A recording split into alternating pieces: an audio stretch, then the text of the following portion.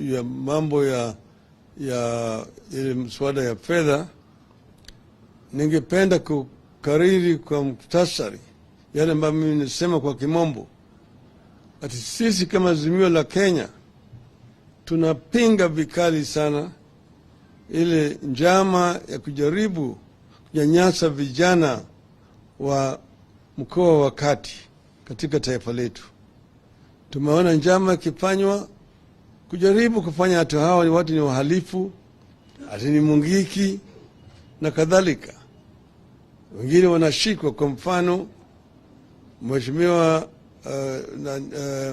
Maina Njenga amefuatwa kila mara kwa mara tangu wakati ule mwingine ambaye yeye mwenyewe aliandamana na mimi kwenda kwa mazishi ya marehemu Mkami Kimathi.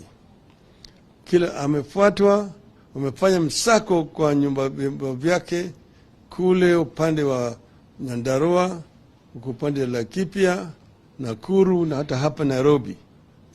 Na ameshikwa, mapelekwa kule mahakamani Nakuru, baadaye akaletwa hapa kwa DCI, baadaye akarudishwa tena kule mahakamani akishindikizwa na mawakili wetu huko. Kitu ya ajabu ni kwamba yule mahakama alipokuwa anatoa uamuzi wake anasema ati Bwana Njenga amepigwa marufuku kuongea au kufanya mambo yoyote ambaye hakuna mtu ambaye aliomba yeye juu ya mambo haya. Kwa hivyo yeye anaonyesha kwamba kuna njama, na kwa upande mwingine hata mahakama inasurutishwa na hii serikali kufanya uamuzi kinyume na sheria. Tumesema sisi tutasimama imara nyuma ya wenzetu wa kutoka mkoa wa Kati.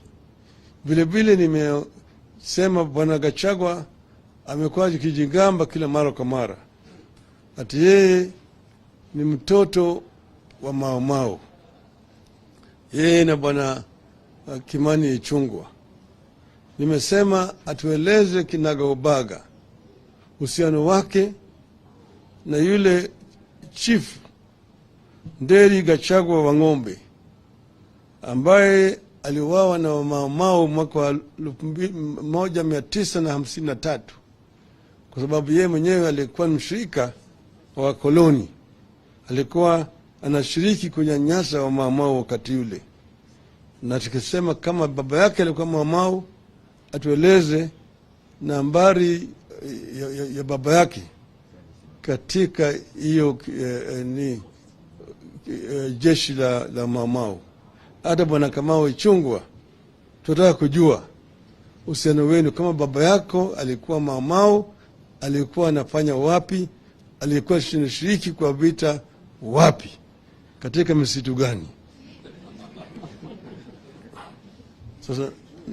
Sasa kwa mambo ya mswada ya fedha, sisi kama Azimio tutatoa msimamo wetu kamili siku ya Alhamisi.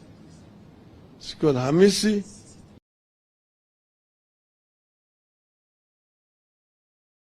tutatoa taarifa yetu kamili, tutaeleza Wakenya kinagaubaga